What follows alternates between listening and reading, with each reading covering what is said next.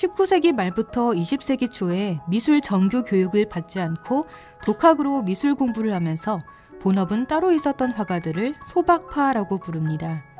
이들은 소박파로 분류되긴 하지만 어느 화풍과 화단에도 속하지 않고 공통된 특징도 없습니다. 자신만의 순수하고 개성 넘치는 그림을 그리는 이들이 소박파였습니다. 이 소박파 화가 중에 대표적인 사람이 프랑스 화가 앙리 루소입니다.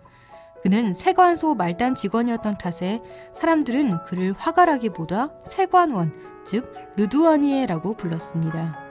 또 평일에는 일하고 쉬는 날에만 그림을 그리는 일요화가, 아마추어 화가라고 조롱당하기도 했습니다.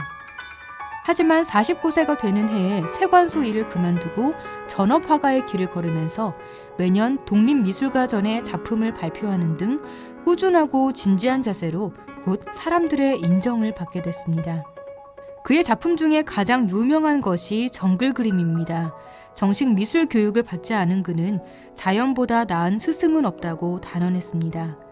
하지만 루소는 실제로 정글을 본 적은 없었습니다. 한 번도 프랑스 밖을 떠나본 적이 없는 그는 시내의 식물원, 동물원이나 박물관에 가서 동식물을 관찰하고 그림을 그렸습니다. 그래서 그의 정글 그림에는 정글에서 사는 야생식물이 아니라 관상용 식물이 그려져 있기도 합니다. 그렇지만 루소는 순수한 원시적 그림으로 명성을 얻었습니다. 뱀을 부리는 여인에서도 원시주의의 화풍이 나타납니다. 배경은 이국적인 열대림입니다. 하늘에 달이 떠 있지만 정확한 시간은 알 수 없습니다. 고대의 전설을 보는 듯한 초자연적인 세계 속에서 실루엣만 드러나는 검은 형체의 여자가 어깨에 뱀을 두른 채 피리를 불고 있습니다. 뱀과 가까운 이 여자는 이브로 여겨집니다. 검은 형체 속에 흰 눈만이 번뜩이는 여자의 얼굴은 묘한 신비감을 자아냅니다. 이브의 피리 소리에 창세기의 뱀들이 긴 몸을 구불거리며 사방에서 스물스물 기어나오고 있습니다.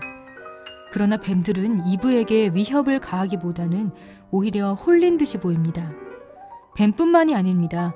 새들도 나뭇가지에 가만히 앉아있거나 그녀 주변에 멈춰서서 피리 소리를 가만히 듣고 있습니다. 그녀 뒤에 고요하게 흐르는 물결도 피리 소리에 현혹돼 여인에게 다가오고 있는 것 같습니다. 식물들도 몸을 바짝 세우고 귀 기울이고 있습니다. 그러나 식물들은 사실 고무나무나 산세베리아 같은 평범한 실내용 화초를 크게 확대해서 그린 것입니다.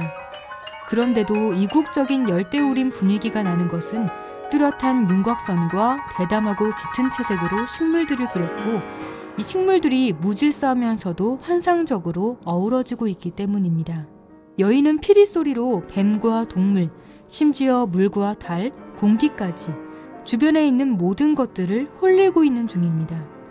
이 그림을 가만히 지켜보는 관람자에게도 어디선가 피리 소리가 살며시 들려오며 이 환상 속에 빠질 듯한 기분이 듭니다. 모든 것은 여인이 부리는 마법에 빠지고 있습니다.